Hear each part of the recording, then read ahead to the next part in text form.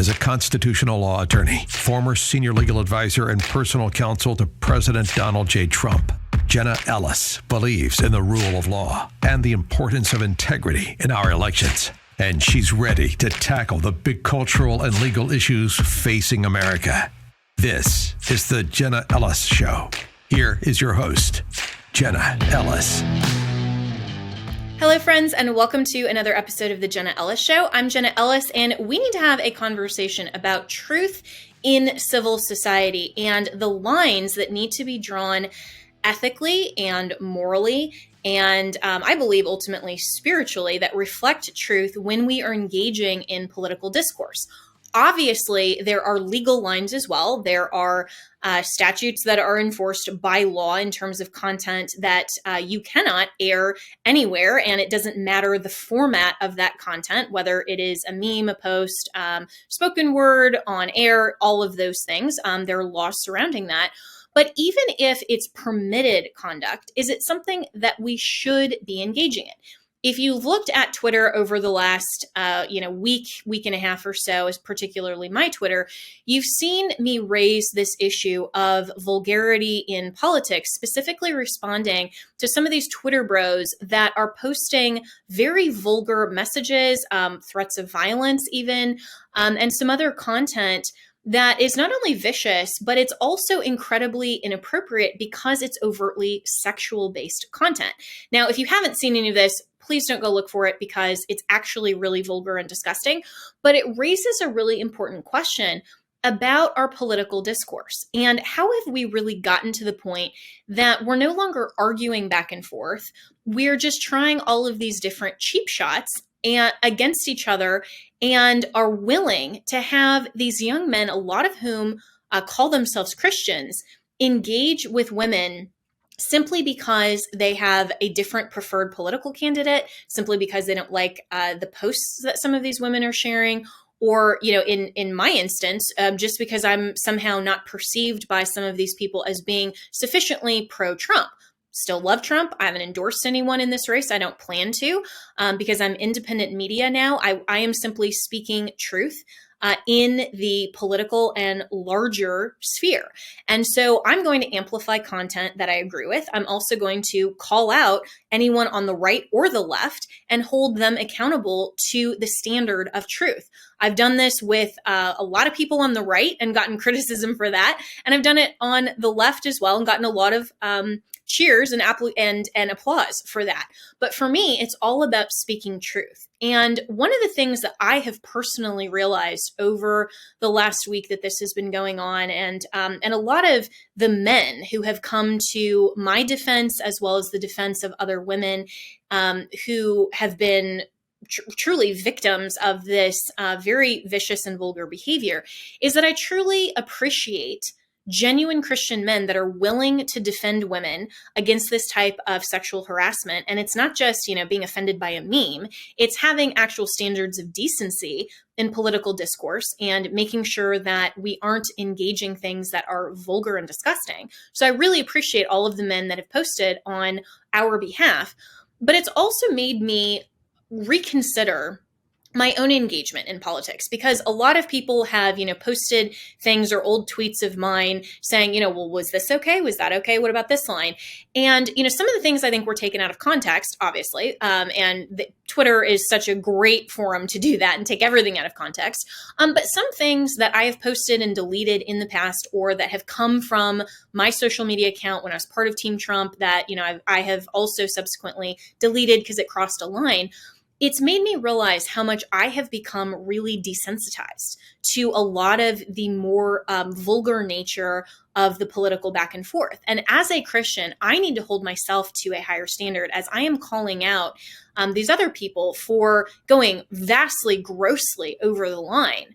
I need to not even come up right to the line. I need to not even have any sort of questionable behavior or, some of these things. And of course, there's some good natured things. It's certainly fine to call out hypocritical arguments. It's fine to have and engage that back and forth. And, and sometimes you can be a little snarky and that's okay. But we always have to question, is the purpose of this simply to have a gotcha moment?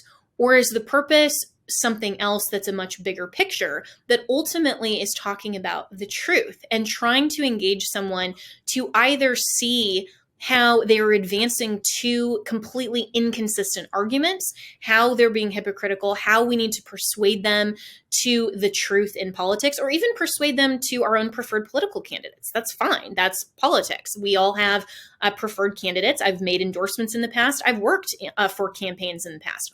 Oh, that's fine. But we as Christians and even conservatives, even if you don't call yourself a Christian, if we are the party of conservatism, family values being wholesome, why on earth are we promoting anything that is vulgar, crass, crude, sexually harassing, over the line, any of these social media personalities or even celebrities on and off Twitter, like Caitlyn Jenner, for example? Why would anyone want to associate with a man in woman face just because, he happens to champion women's sports? Now, I can agree with Caitlyn Jenner on that issue and say, good for you. You're speaking truth in this. I mean, even non-Christians can speak truth. That's fine.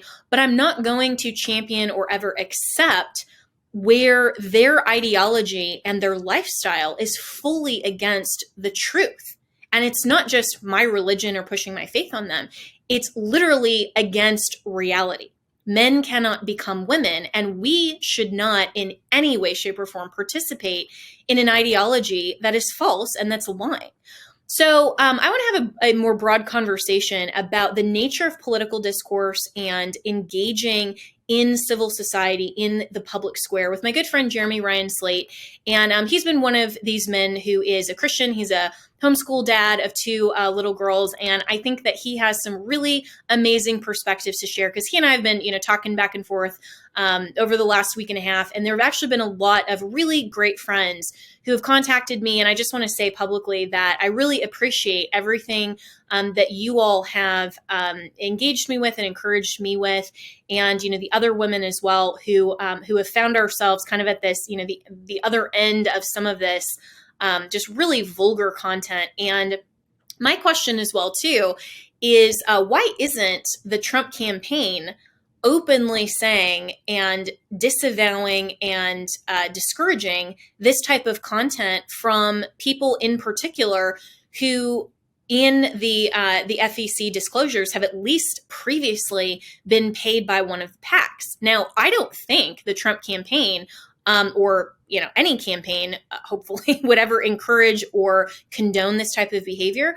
But I'm really wondering why the leaders of MAGA Inc., like Taylor Budowich and, some of these like, Jason Miller and others, are not specifically coming out and condemning this type of behavior and saying, hey, that's not something we want to associate with. Why would they not do that? Well, I don't really know the answer to that question, but I'll keep pushing it. Well, we'll be right back right after this with Jeremy Ryan Slate, and he has some really great thoughts.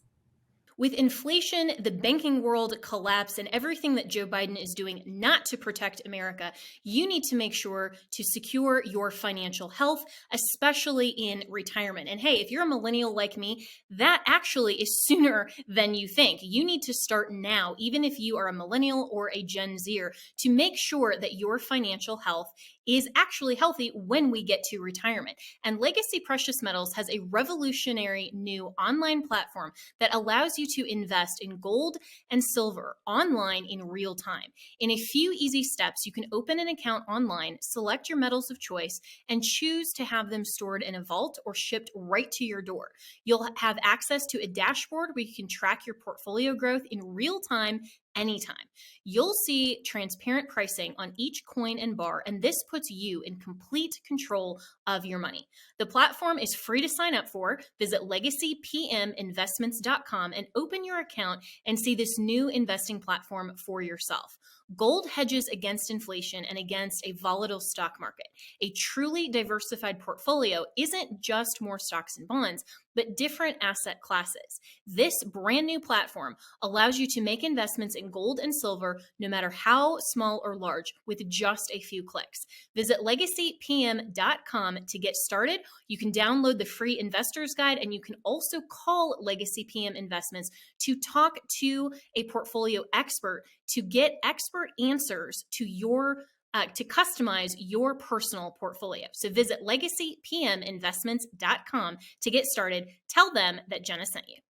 So joining me now to discuss all of this and more from a truth-based worldview and standard of decency perspective is my good friend Jeremy Ryan Slate, who is the CEO of Command Your Brand and also has a great podcast. Remind me the name of that, Jeremy, and welcome.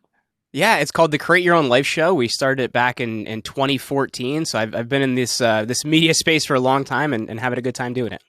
Yeah, well, that's awesome. And, and same. And this is where, people like you and me who like to engage in political discourse, but more broadly in cultural topics and worldview and how all of these things influence law and politics.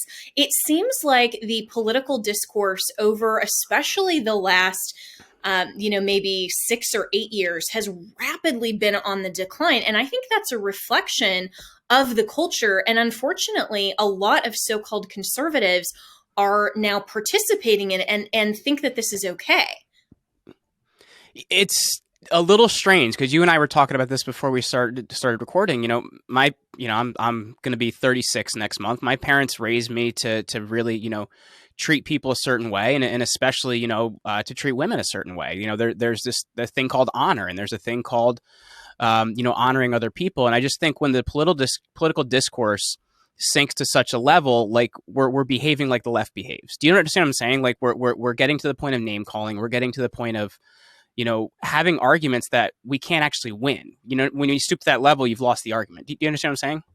Yeah, 100%. And, there's a great book that's called Amusing Ourselves to Death by Neil Postman. And I was actually looking at, unfortunately, he passed away a number of years ago. And so wrote this book back in the 80s. But he was talking about how the medium is part of our fitness to actually articulate our message. And so, for example, we can't really have valid or really substantive political discourse by smoke signals, right? I mean, just that medium is not sufficient to expand the debate or to communicate in that way. And so he was talking back in the 80s about television and how the entertainment industry and largely the news was being shaped and fashioned around more entertainment and passive projection. And I can't help but think what his commentary would be if this was about Twitter today and how, kind of just these firing off 180 character tweets that are more for snippy insults back and forth really isn't that helpful for political discourse. I mean, do you see that as well on Twitter? I feel like that is one of the difficult things because I've even talked about this, at the podcast world, and like him or hate him, but the people have gotten upset with Joe Rogan recently. And if you look at it, he's having 2 hour, 3 hour, and if you look at his Jordan Peterson episode, 4 hour conversations. And I feel like that is kind of the vehicle we're supposed to have these conversations in, these long form conversations, because there's nuance, there's gray areas. And if you try to knock something down to just a segment or a clip or 180 characters, like you're saying, you can't talk about the nuance of something because viewpoints are different from person to person, right? Life experience is different from person to person. And if you can't really talk and discuss points and expand things, you can't do a lot with that. If you look at how political debate used to be, the example of the Lincoln Douglas debates and things like that, they would have these long conversations that were hours and they would let people truly talk. And I think that is the issue is we're not talking, we're using 180 characters to yell at each other. And that doesn't really arrive anywhere.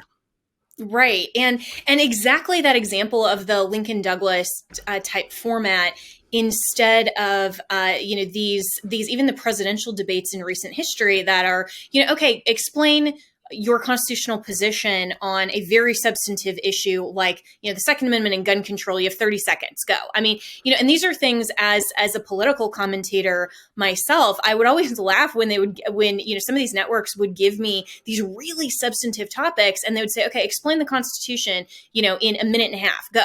I mean, and this is something where you have to then just have these top level talking points. And that's actually what the PR political world and the comm shops have developed to accommodate these types of mediums, but we can't then articulate a robust policy viewpoints and perspectives. And we're certainly not educating anyone if we just have these kind of rapid response little zingers. And I think that this is also why, Ryan, we're losing a lot of the debates in media, largely not just Twitter, but also television and TikTok and all of these other places to the left, because they can very easily tell a lie in a sentence much stronger and much better than we can have a full, Heritage Foundation white paper in a tweet. Yes. Well, and I think as well, as much as I love Donald Trump, I voted for him twice. You haven't seen him doing the media circuit like you've seen somebody like Vivek Ramaswamy, for example. He's been doing War Room for, I think, the past 3 years. You've really got to know him. You've really got to experience him. You've really got to understand his points. And I think that is the type of political discourse we need to have, is really understanding people's points, because the culture war we're in right now is the single most important thing. And if we don't handle that, there's not going to be an economy. There's not going to be a constitution. Like, this is a very important thing to be handling, because it really is, driving us towards a type of Maoist communism if we don't handle it. So I think these are things that have to be discussed in long form, so that we can cite things, so that we can talk about things, because they cannot be explained in 10 seconds. And I think that's why you're seeing a lot of legacy media. They're upset that Elon Musk has bought Twitter because of, not being able to control viewpoints and things like that. But at the same time, legacy media is also grasping at straws, because the way that they have controlled the narrative is by keeping everything in 5-minute conversations or 10-second clips or 30-second clips. And they've tried to do the same thing with long form media. And we're not seeing that anymore with YouTube video and Rumble video and long form conversations on podcasts. And that is where things really get developed, and you really see, who is the intelligent one and who's not. Yeah, and that's really where you learn as well. And you can increase your understanding and education on a very complex subject. Even having conversations with some of my friends, like I always point to James Lindsay, who is at the forefront of all of the critical race theory topics and, the ESG and DEI. And you mentioned Vivek Ramaswamy as well. I mean, people think, this dude just jumped in the race and, how does he know what should be good for a life in politics? And it's like, wait a minute, he's thought about this very substantively, wrote the book Woke Inc. If you've been following him and friends with him, like I've been and like you have been for the last, number of years, we know he didn't just jump in and develop a series of talking points. He actually understands this, and he got in the race because he cares about it. But interestingly, Jeremy, I think that it's really fascinating to look at the ability of President Trump to work in this media and this paradigm that is just this sort of rapid response, because one of the things that he does best is insult, name call, and have these kind of quick zingers. And, he actually does a little bit more long form content when he's on like a Hannity interview or something like that. Sure. But, when he used to tweet and post, his message was articulated really well through a very shallow medium. And I think that's worked to his advantage. But yet now we're seeing some of these, what you and I talked about before we got on this as kind of the Twitter bros that are now emulating this. And I don't think this is actually helpful at all, not only to civil society, but even political discourse. And I don't think this is moving the needle at all. Do you? I think that's the trouble. And I had a conversation with Raheem Kassam not long ago, and he said for a lot of people that are talking about, how Trump has said Ron DeSanctimonious and a lot of these different things now, they're having a little bit of a soft stomach. It's going to get, they forget what Trump in 2015 was. It's going to get worse before it gets better. So I think that is one thing to consider. But at the same time, it is interesting, because it seems that, the average voter that gets attracted is somebody that doesn't want to have the long form conversation where we discuss something. And if you look at it, because I also struggle too, and I was talking to you about this a couple of days ago, with the traditional, conservative right, because I find that I'm, not the traditional conservative right in a lot of ways, because I think we should be taking action. We should be handling things. Whereas the right says, well, we're just going to sit here. We're going to write them a strongly worded letter and tell them how upset we are. I think there's a balance between, kind of being the bull in the china shop of what Trump can do versus the conservative right that doesn't want to do anything. And so I think we have to have the conversation to get to that. And I think approaching it as name calling these different things, you can't talk that way. And that's really difficult. Yeah, and I think we do need to elevate our political discourse beyond just the trashing each other. And, and listen, I have been no stranger to, putting up some zingers on Twitter as well. That's part of the fun of it. But there Hmm. is a line in terms of what is morally and ethically okay behavior and legally as well, Yeah. as a few people learned last week. But also, you also have to make sure that you're sticking to your values and you're actually using the policy positions that conservatives are championing and doing something about it, because it's not just enough to go out on television and kind of be the PR com shop guy as a sitting US senator, for example.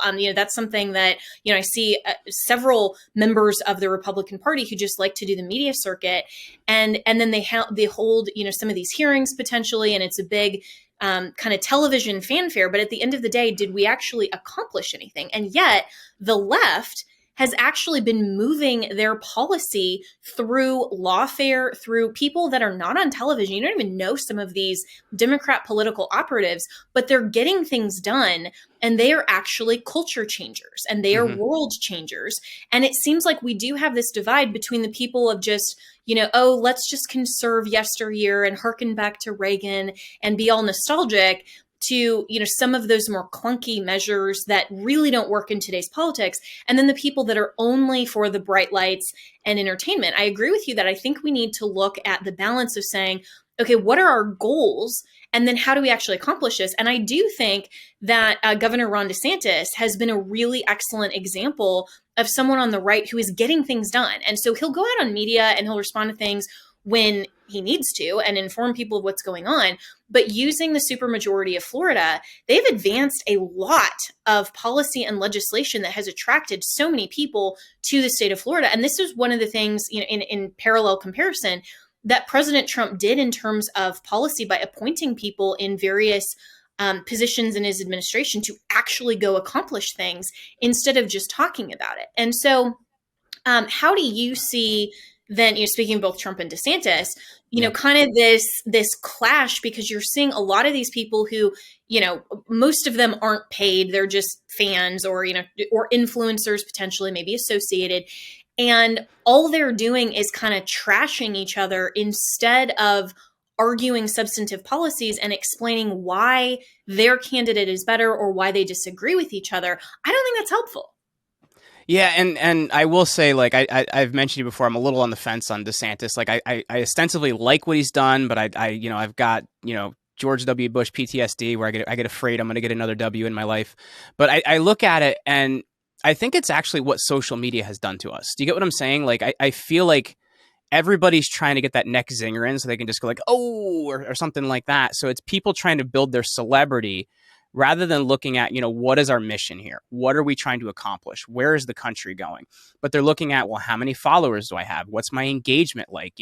What deals is this going to lead me to? What political positions will this get me? So I think at the same time, we have to look at, are we being real people, or are we responding a certain way because it's a social environment? We want the reaction of others. I think that's actually the bigger issue here is social media has drastically changed how we handle people. And, a lot of times they want to get that zinger in because they want to be the one that people said, oh, look at that guy, or look at that woman, or look what they did. They want to be the celebrity. And I think that is the biggest issue that we're seeing. And we're seeing it in the conservative space as well. A lot of these mini influencers, some of which I like, some of which I don't agree with because I don't like how they handle other people. And I think how you handle other people says a lot about who you are, because to me, there's no other thing that's a truer test of you.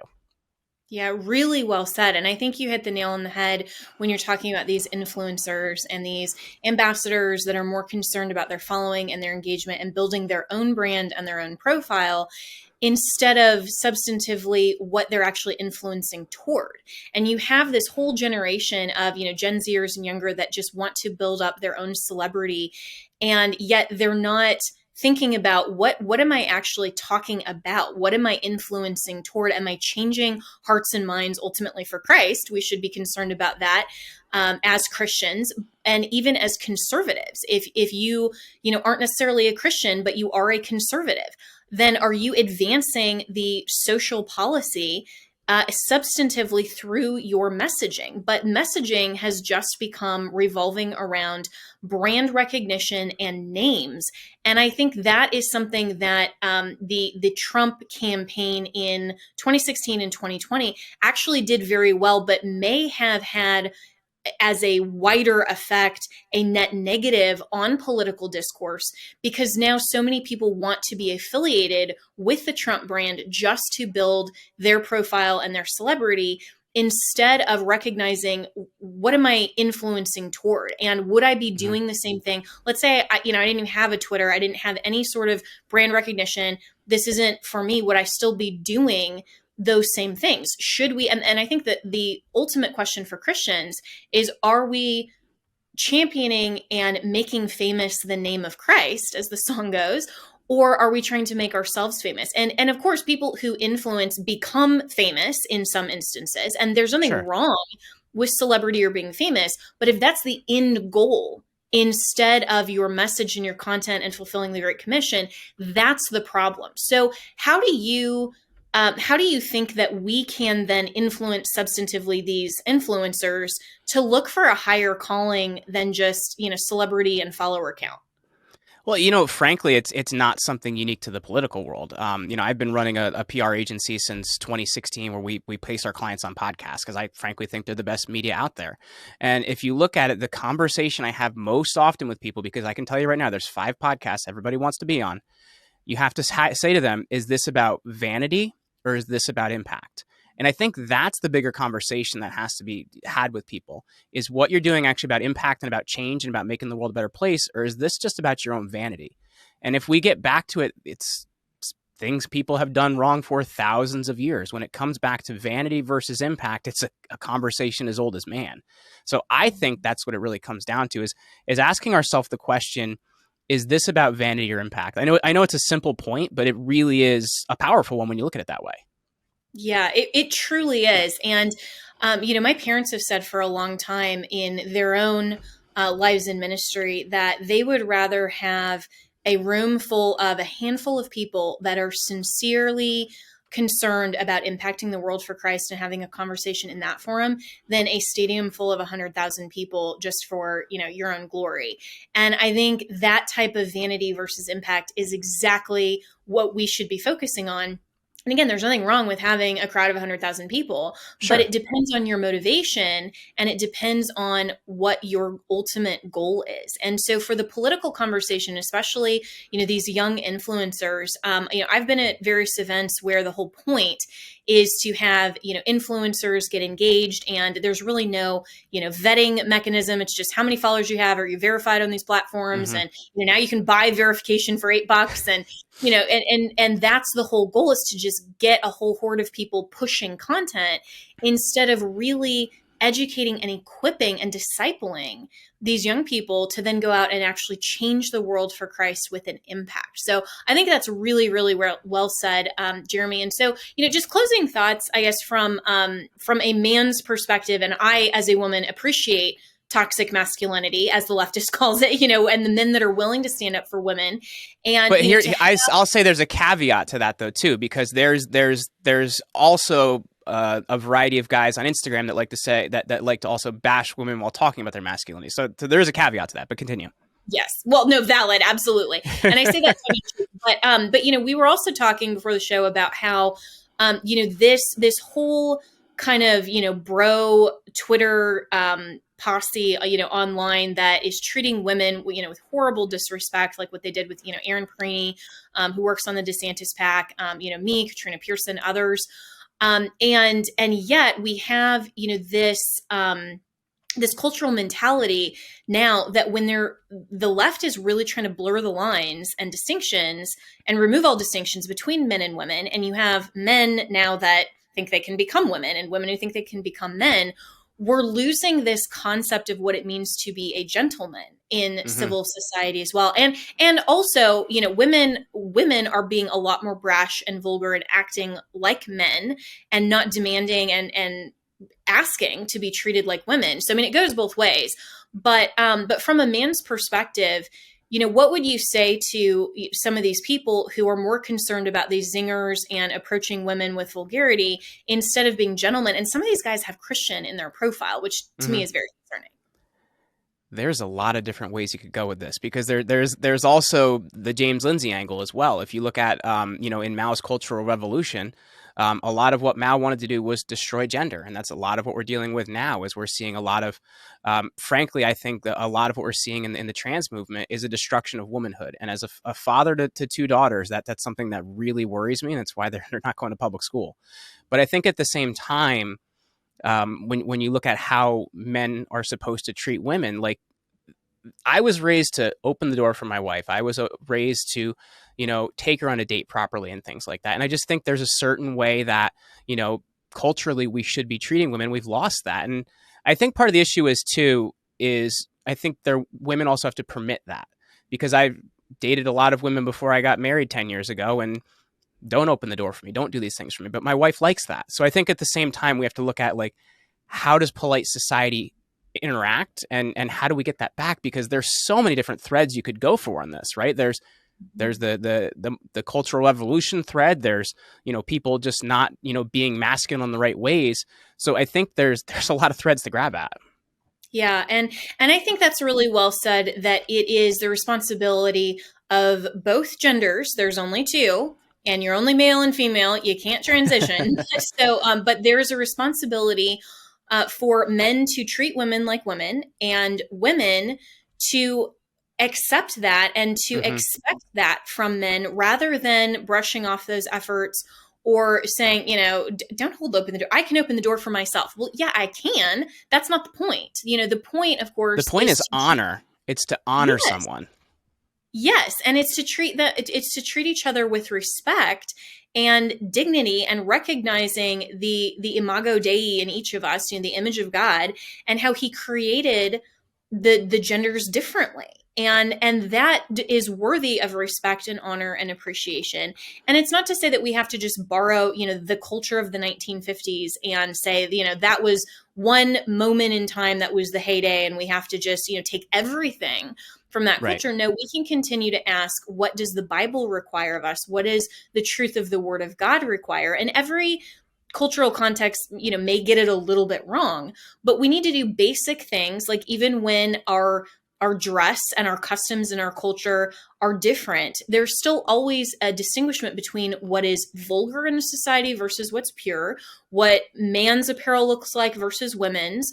All of these things are inherent concepts to each individual culture, and every culture, even if it looks a little different, will have those same standards. And I think we need to get back to that, and especially the so-called Christian influencers. If we really are being Christian, we need to ask ourselves, have I become a little desensitized to this, or should I be taking up a standard and actually moving this forward? I mean, honestly, Jeremy, I've been asking that question of myself over what has gone on over the last week, of saying, I feel like through the last, decade or so I've been in politics, but especially the last 6 years, I have become desensitized to it. And I have renewed my commitment to saying, I'm not going to participate in even anything that appears, even the slightest bit vulgar, because I want to make sure that as an ambassador for Christ, my impact is drawing others to Him and into a saving knowledge of Christ, not, anything else that would score cheap political points. So closing thoughts from you. Well, I think it comes back to, number one, asking yourself, how would God feel about what I'm doing? I think that's one part you have to think about. Like, am I treating others the way I would like to be treated? It always goes back to the golden rule. And I think also you have to look at, well, maybe I can flex my mental muscle, and I can actually win an argument on the, actual merits of that argument. And if you can, great. And if you can't, well, then I think it's time to figure out where there's holes in that argument. I think that's what we really have to get back to, not throwing up memes of people and all these different things. Have a conversation, because here's what you have to think about. Iron sharpens iron. A good argument from one person and a better argument from another person makes the argument overall better. And I think that's what we have to look at, is how can we make each other better by having a better argument that somebody else has to improve on. Iron sharpens iron. Really, really well said. Thanks so much for joining me. Appreciate it. And where can people follow you and also listen to your podcast? So they can check out anything over on the personal brand side over at jeremyryanslate.com. And also, I had a book come out recently, which we're super excited about, called Extraordinary, based on the thousands of incredible conversations I've had over the last 8 years. So they can get that over at getextraordinarybook.com. Awesome. Well, we'll have to have another conversation on your book because I would love to do more of a deep dive into that. So we'll bring you back on and talk about that in the next coming weeks, and really appreciate your time. And thank you for being an ambassador for Christ. Absolutely. Thank you for having me.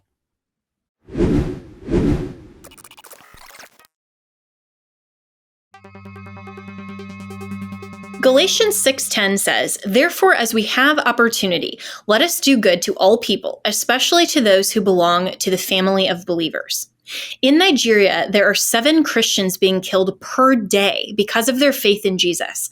Thousands are being driven from their homes on a regular basis. Some people like to talk about the problem, but there are those that do something to solve the problem. So I want to tell you about Equipping the Persecuted. This is a ministry that is actually helping persecuted Christians in Nigeria. Equipping the Persecuted is a boots-on-the-ground mission. They respond to terror attacks within 48 hours, bringing food, medicine, and relief materials. I can't believe all the amazing things Equipping the Persecuted is doing. They have an orphanage, support over 140 widows monthly, and they train and equip village security teams.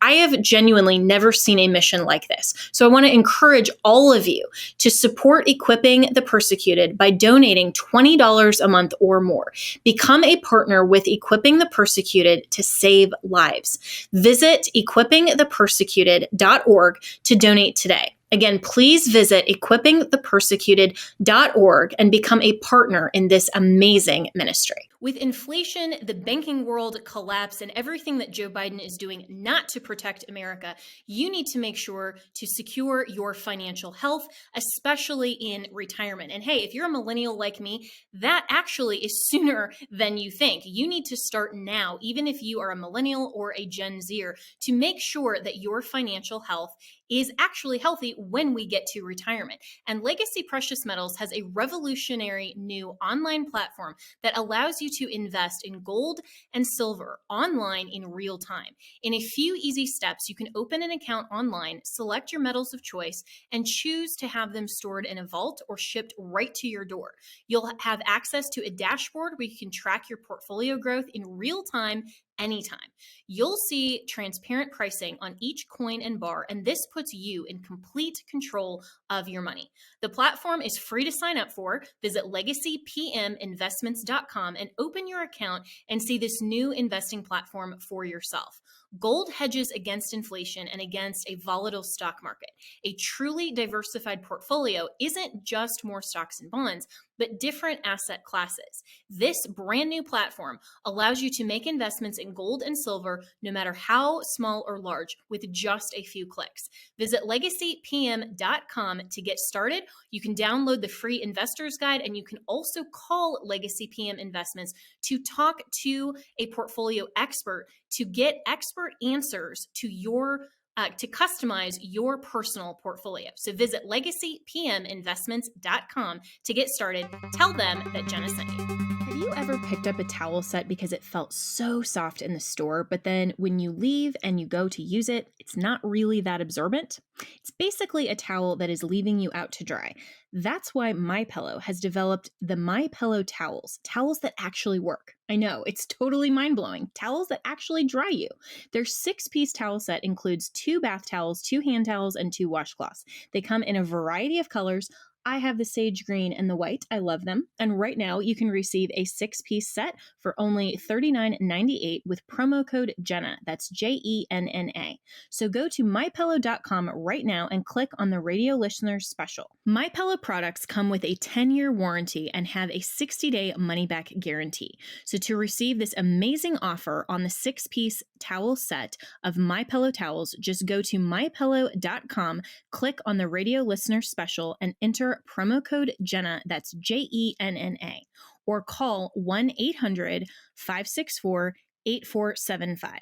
That's mypillow.com, promo code Jenna.